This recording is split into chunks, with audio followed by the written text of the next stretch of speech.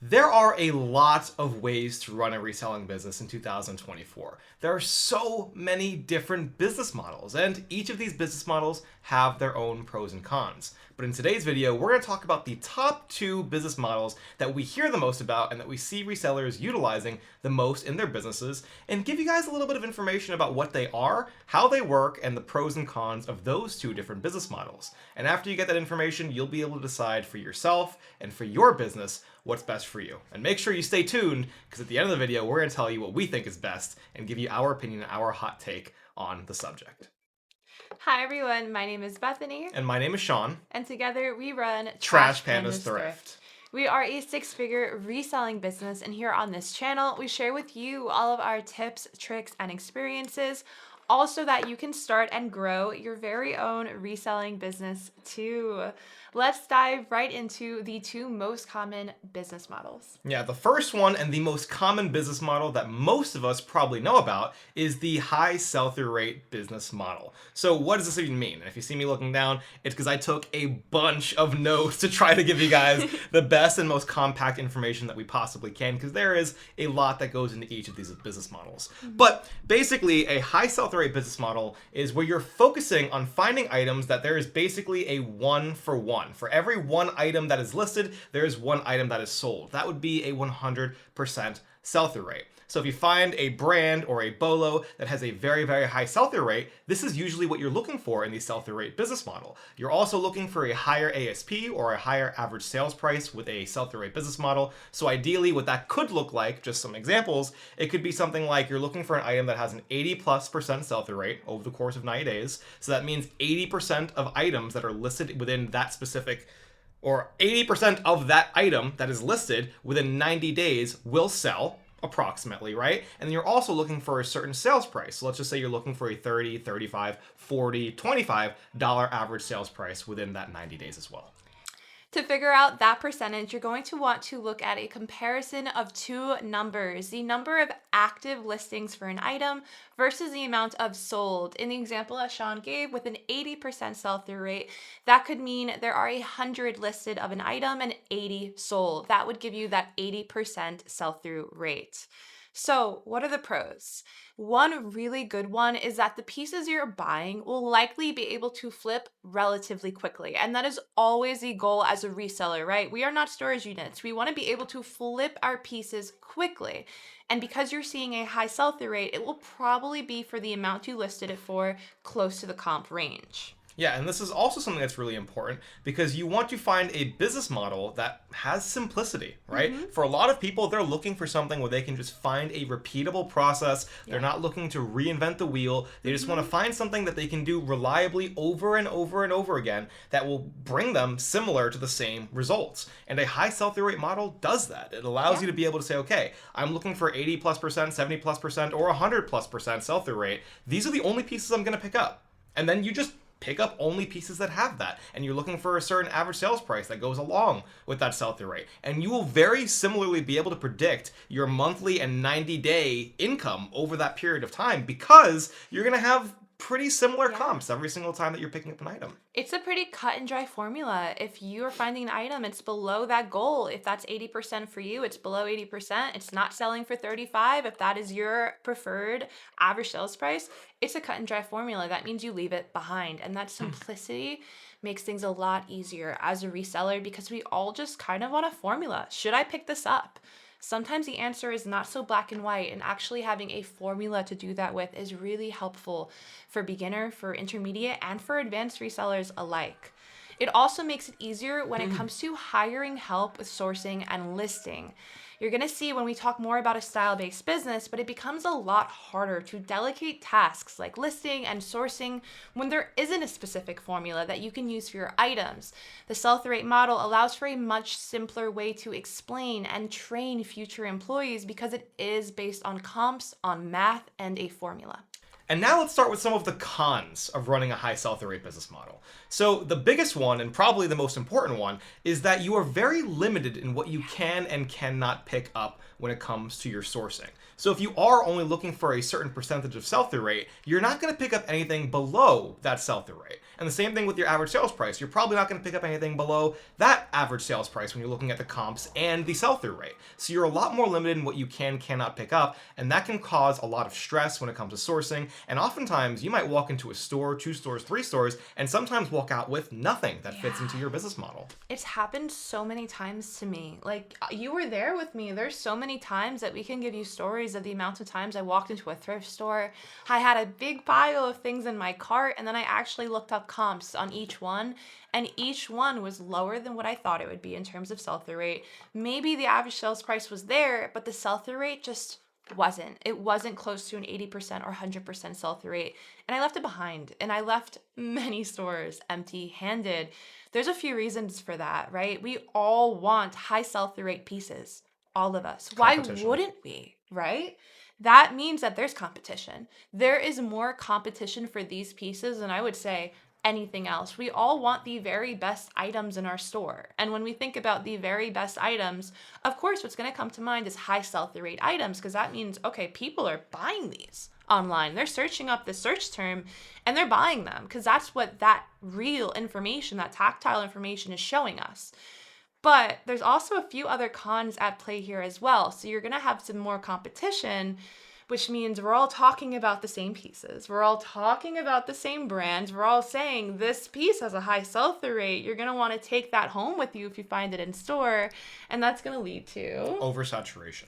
So it oftentimes ends up happening, and a great example of this could be Free People, it could be Madewell, it could even be Lululemon, right? A few years ago, a lot of these brands were high sell-through rate pieces. You would pick them up and you would reliably be able to get $30, $35, sometimes $40 for some of these jeans or these leggings. And then more people started to learn about them, and then more people started to pick them up, and then more people started to list them, and therefore there became an oversaturation in the market, so prices lowered. And there became more competition in the marketplace. It's just simple supply and demand. There was more supply than there was demand because more people knew about it. And because there was more supply, prices lowered, and also sell-through rate inherently lowered too. So it's a very interesting cyclical nature when it comes to finding high sell-through rate pieces. And that's why it's constantly changing and constantly evolving as to what is a high sell-through rate piece. And it's not evolving and changing in terms of increasing in how many items do have that high sell-through rate. It's decreasing. It is decreasing over time. The pool of items, if you think about the huge pool of items that, okay, I'm looking for this pool. All of the items that I'm looking for, they're in this basket. That basket is shrinking over time if you're only looking for high sell-through rate because, of course, competition, but also that oversaturation. So the same items that may have had a high sell-through rate 2-3 years ago, even 3 months ago, might not have a high sell-through rate today. Right now. That's not even taking into account seasonality, fall, winter versus spring, summer. There are so many more factors at play here because science still has exceptions. Science still has faults and science still has outliers. And the last con is it is going to be extremely difficult to continue sourcing sell-through rate pieces when stores are constantly finding out about these pieces and raising the prices. As you'll see when we talk about style-based pieces, it's a lot harder as a reseller to understand style, let alone as an employee at a thrift store to understand style and what actually would and would not sell for what price. But when it comes to these high sell-through rate brands and bolos, it's pretty easy to look at a Reformation dress and say $24.99. Right? Because it's Reformation and it's a dress. You can easily see that being priced up versus a granny core crochet duster cardigan is a completely different thing that they might look at and say, okay, it's nice, $10, $15. And that might even sell for more than the Reformation dress, right? Which we'll obviously dive into. But those are the biggest pros and cons. Obviously, there are so much more, but for the sake of brevity, we'll bring you the biggest ones that came to our mind when we talked about it. And to dive into the second business model we're going to be talking about today, which is style-based sourcing, I'll let the style-based sourcing queen take it away. That's sweet. Style-based sourcing is a little or a lot different than sourcing just based off of high sell-through rate or great brands. Style-based sourcing is all about understanding current trends, great materials, and style aesthetic keywords so that you can pick up pieces to resell based on style rather than just brand or sell-through rate. The key with style-based sourcing is being able to wield a strong arsenal of keywords. They are truly your weapons. They represent the style aesthetics and trends that will actually allow you to sell your items. It's not just a brand tag that you're relying on what style aesthetic is going to market and sell this item for me. I could put any brand tag on it, but does it embody a super on trend style aesthetic? And otherwise, that item may not comp well based on that brand tag alone. And some pros of style-based sourcing, which I'll kick us off, and it's probably Bethany and I's favorite, is the freedom that it gives you when you're sourcing. So you have significantly more freedom when you're not searching and comping every single piece, and you're able to look at a piece and just say, this has inherent value. This is a piece that I can look at, and I could see someone in New York City walking down the street wearing this piece, and they might pay hundreds of dollars retail for this piece, even if it wasn't this high-end name brand. But even if it just replicated that high-end name brand, someone would still pay top dollar for this piece. So it really gives you a lot of flexibility and freedom, and with flexibility and freedom comes growth in your business. Exactly. Just like with sourcing based off of high sell-through rate or great brands, when it comes to style-based sourcing, there is bread and butter and bolo pieces alike. That's why I always like to say, especially on this channel, we don't just share brand bolos. A lot of what we actually share are style bolos. Just because you're style-based sourcing doesn't mean every piece you pick up is going to be bread and butter. You could find, like Sean said, that piece that someone in New York City is going to pay you hundreds of dollars for because it is unique. And that goes into our next pro, which is more often than not, style-based pieces have less competition overall because most resellers don't even know that these items resell well online. Meaning the stores like Goodwill and other chain thrift stores definitely are not going to know if they're going to sell online either, making them easier to find both at retail thrift stores, yard sales, garage sales, and especially the Goodwill outlet. And especially because, as Bethany touched on, a lot of style-based pieces are bread and butter style-based pieces. So we even have a video about materials here on our channel. Style-based is not just about the actual style, it's about materials. For example, in our Whatnot shows, we consistently sell 100% cashmere sweaters, irregardless of the brand, for $10, $15, $20, and with an average cost of good of $1. That's a really great flip for us. It's in and out within the same day oftentimes, and always within the same week. So it's a great category to start diving into for sure, in so many different facets, from the bread and butter all the way through those hundreds of dollar bolos as well. And with the less competition, the less oversaturation of people actually understanding how to use keywords and how to use these trends, and also the pricing. When you go to thrift stores, the prices will oftentimes be significantly lower, if not always. And if you're a bin shopper, you'll oftentimes be able to get a lower amount per pound because you'll be able to get more pieces. Exactly. I always say my favorite style-based items are actually, they're super substantial, but they're the least in terms of material, especially when it comes to those slinky little style-based pieces. You're paying nothing when you're paying by the pound, and that is why I love those little style-based pieces so much. And now for the cons. Cons time, because there are a lot, and I'm not going to lie to you. I'm not going to sit here and put on a face and tell you, you need to know style-based sourcing. It's the best thing to do. We'll talk about our actual favorite later on, but there is a huge learning curve when it comes to style-based sourcing, and I do not want to undermine that. And anyone can do it. Although there is a huge learning curve, anyone can do it. And in our group alone, we have dozens of people learning about it for the first time in Reseller's Edge, irregardless of age, of gender.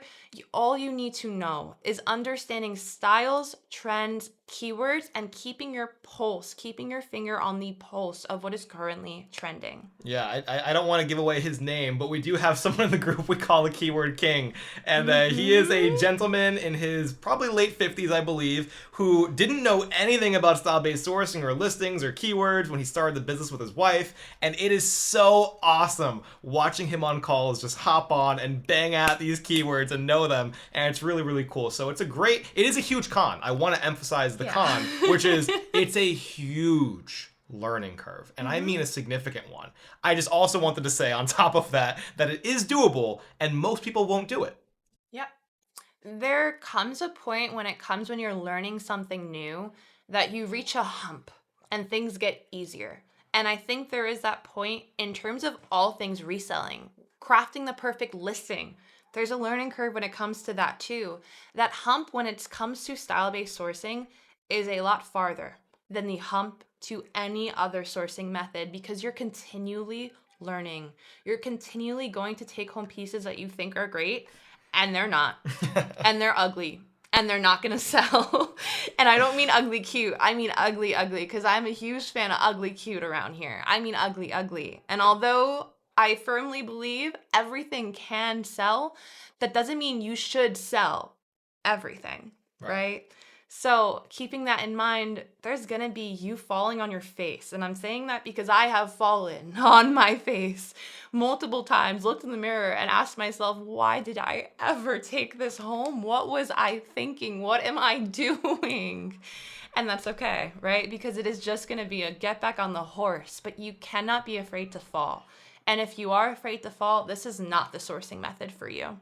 Another huge con besides that is going to be your average sales price. So a lot of the time, we actually did an interesting study on this in the group recently, and it was really interesting to see that the average sales price of a lot of items were similar to a lot of sell-through rate pieces based on like eBay's, eBay's... Terapeak and other things like that. But I will say that in general, you will see a drop in your average sales price by a few dollars. Most resellers that we know at least want to be at, not all are at, but would like to be at that $35 to $40 ASP, and you probably will see your ASP somewhere in the $25 to $30 a mark range. That doesn't mean every piece will sell for $25 to $30. Some pieces might sell for $20, some might sell for $50 or $60. The point is that average sales price will likely be in that because of it being based on style and not brand or BOLO. Right? And because of that, you will also increase your volume because in order to make the same amount of money, if you're making, let's just say $5 to $10 less per piece, you'll have to make up for that $5 to $10 per piece that you might otherwise be making on those higher sell-through rate, higher ASP pieces. So that is also something to really keep in mind when it comes to running a style-based business. Yeah, when it comes to running a style-based business, if you're already running a high sell-through rate business correctly, you probably do have a higher ASP. You probably do have a good churn of items. However, when it comes to style-based sourcing, you need to create that. That doesn't come from nothing. That is given. You are literally taking these items and you are forcing value. You are breathing value into it. And you need to market those items to sell because they're not going to sell themselves. They're not. You are the one who's selling them. You have the power. You have the power to make those items sell faster than high sell-through rate items. And you have the power to not if you do not list them correctly. Which is why in, I think, our final con, maybe there's another one, there is no scientific formula. None. I have done this for years. I still cannot give you one because honestly, there never will be. And I put this in the cons, but for me, it is both a pro and a con at once. And depending on your personality, maybe that's a pro for you too. For me, I love it, right? Like I love being able to look at an item and seeing value where no one else does. Seeing trash and literally making it gold.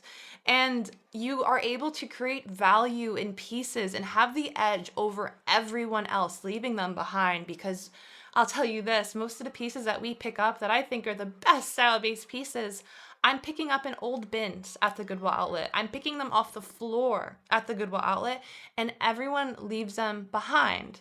If you enjoy the creative part of reselling, this is so for you.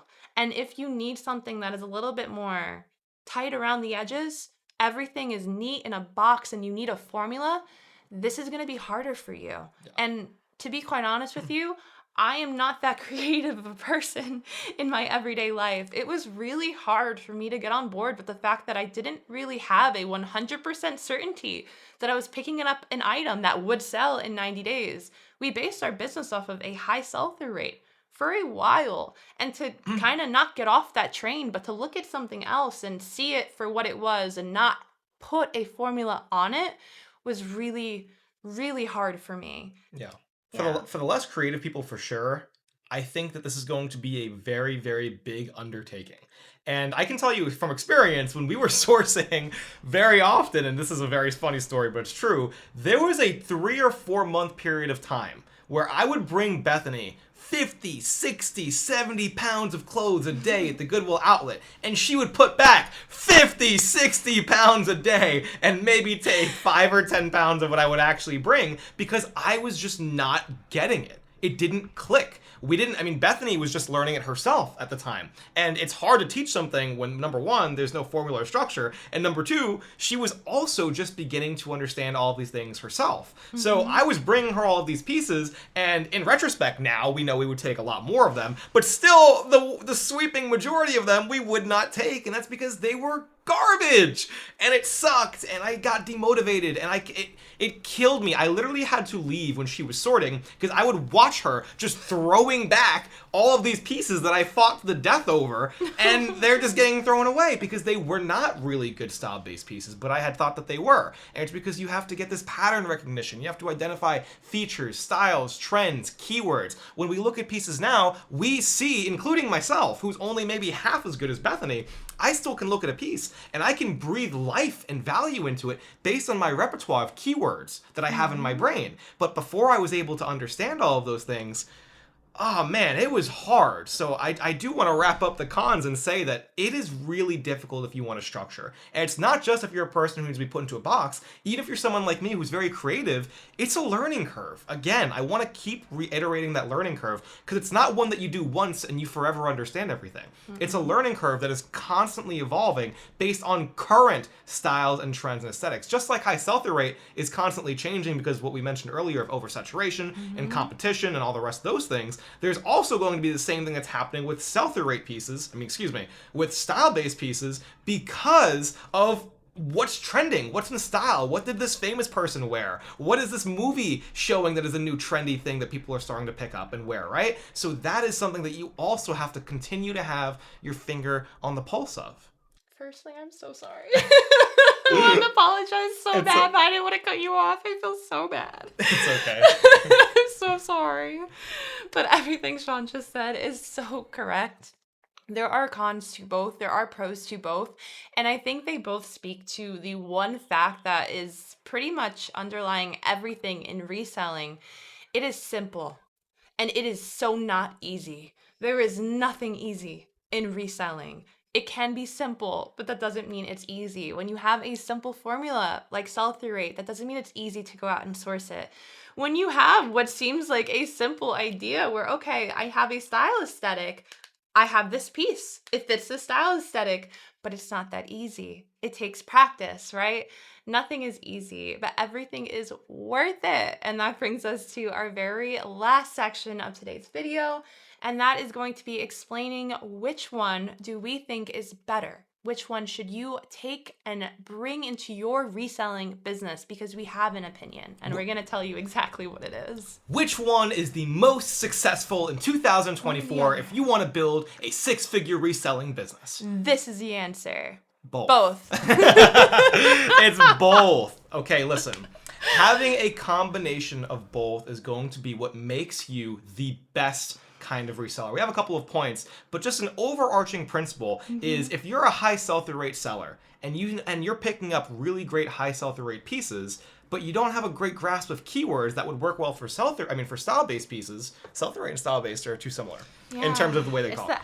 It's the S's. But if you're picking up pieces for high sell-through rate and you don't have a good grasp of keywords that would work well for style-based pieces, you probably won't be able to sell those items for as much as you can. Because the more keywords you can add on top of those sell-through rate pieces, the faster it will sell or the more it will sell for, or both. Right? So you want to be able to understand both of those things. It's an important aspect. And there's so many we're going to go over that are including both. The same strategies, the same marketing tactics that are at play that you need as a style-based reseller are the same things that are going to be able to make you sell your items, even when they have a high sell-through rate, for even more money than other people with the same item. Same sell-through rate. You could sell yours for more because you have that grasp of keywords, of what is trending. You can take an item and not just give value when others see nothing. You can take an item when there's already value and increase that value as well. That is what happens when you combine something like sell-through rate and high demand items based on scientific formulas with the same art of style-based sourcing with keywords, because keywords is, of course, what is the foundation of style-based sourcing. And keywords, especially in 2024, are some of the most important weapons that you need in your arsenal as a reseller. And it doesn't matter if you look at me and you tell me you never want to pick up a style-based item in your life, you don't need to. And that shouldn't be the only reason that you learn keywords. It is to better your reselling business, no matter your business model. It can only strengthen your listings, not hinder them. Yeah, one of the best examples that I could probably give you, because we mentioned the brand reformation earlier, is let's just say, for example, you have a beautiful maxi black dress from Reformation, and it's just got these beautiful sheer design on it, and it's a really, really nice piece, and it's Reformation. You know, you look up the style, you're seeing the comps, it's selling really well. If you added Whimsigoth, or witchy, or any of these other amazing keywords that we've gone over the past couple of months we've been doing YouTube videos, you know, you would be able to sell that item for more, or for way, way, way, way, way faster than you otherwise would be able to. Not because just Reformation and the amazing piece, but because you're also marketing it to such a broader audience and giving it even more value with these keywords. So to go into point number 2, another thing that you can consider if you're more of a style-based shopper is if you don't know, you know, brands like Reformation, you're probably leaving brands like Reformation behind. And why would you want to leave money behind? Even if you are a style-based seller, you're still leaving behind great brands and great pieces. Exactly. If you are not constantly learning new brands, constantly doing research every day, I sit down and I'm comping items. I'm seeing if they still have a high sell-through rate. I am comping, I am researching new brands, because if I don't, how do I expect to recognize a great item at the thrift store when I'm there? I'll just pass it up because I've never seen it before. The same pattern recognition that you need to understand and to do style-based sourcing really well is the same pattern recognition that you need as a reseller that relies on sell-through rate sourcing. Because if you're a style-based reseller and you love style-based reselling because you can't find great brands and you cannot find high sell-through rate pieces, and I get that because we've been there so bad, and that is the reason that we learned style-based sourcing. And I can tell you from experience, the better I got as a reseller, the more great brands I started to find. It was because the more I knew, the more knowledge I gained as a reseller. I'm not saying that you live in a great area for great brands and you just don't know them. I'm saying that those one-offs, those completely off the radar brands, those niche, high sell-through rate, high retail, maybe they're not even high sell-through rate, they're just incredibly off the radar designer brands. Might not even have comps. It may not even have comps, but if you know them, you're going to be the one to pick it up at a thrift store when everyone else leaves it behind because they've never seen the tag before. That is why knowledge is so important. Brand knowledge as well is important. Even if you're only trying to source based on style, having that brand knowledge is going to be the reason that you pick up those tags you've never seen before, because you'll be able to understand and recognize quality, because that is something that you learn by being a reseller that focuses on sell-through rate. You understand quality.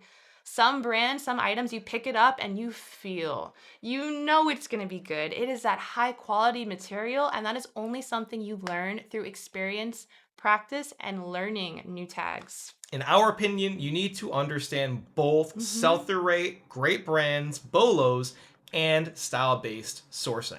It's kind of like if you watch any kind of sport. For me, my sport of choice is mixed martial arts. And if you're watching mixed martial arts and you're watching one guy or one girl who only has great offense, it's going to be an interesting fight when they get knocked out because they have no defense. If you're watching someone who only has good defense, it's going to be boring just watching two people have only defense, right? If you watch any sport, you know that offense and defense are extremely important. Understanding both is going to be what helps you win overall. You might be better at offense or better at defense. You might be better at sell-through rate or better at style-based sourcing, but understanding both is what makes you an overall good reseller. This is coming from someone who loves style-based sourcing to a point I cannot even express to you. It probably comes off in every single haul I do. I probably have 10 times of a bigger smile whenever I'm doing a vintage haul, whenever I'm doing a style-based haul. But that doesn't matter, because money is money. And just because I love crochet and I love selling crochet, and that is a huge feature that we look for in our style-based business that we just talked about in a haul, I still can tell a pair of Lululemon leggings not by looking at the logo. I can tell it just by picking it up, and I already know what it is. You need both. And I'm still excited to find those leggings because it is still a blessing either way to have an item that is going to sell, whether you have to slap the value on it or you can increase that value. Either way, it is just such an awesome weapon to have both in your business. You would be crazy not to try to bring both into your business wherever you can, in our humble opinion. Yeah, so I hope you guys enjoyed this video. I hope that it was comprehensive in the best way we possibly can. Make the video. Obviously, we cannot dive super deep. There's It would take so much hours more. to cover all the pros, the cons, the understanding and brevity of both subjects, or the understanding and depth, not brevity, of both subjects. But I hope this was valuable for you guys, and I hope that you will consider one or the other, depending on which one you're currently doing. If you're doing only sell-through rate, I hope that you will consider learning about style-based. Learn And if you're doing keywords, style-based sourcing, yeah. I hope that you will also consider learning about sell-through rate and some great brands and bolos. So thank you guys so much for watching today's video. We appreciate you very much. And if you like this video, make sure you guys click the subscribe button. And we will see you in another video very soon. Thanks, guys. We appreciate you. See you in the next one. Have a good day, guys. Bye.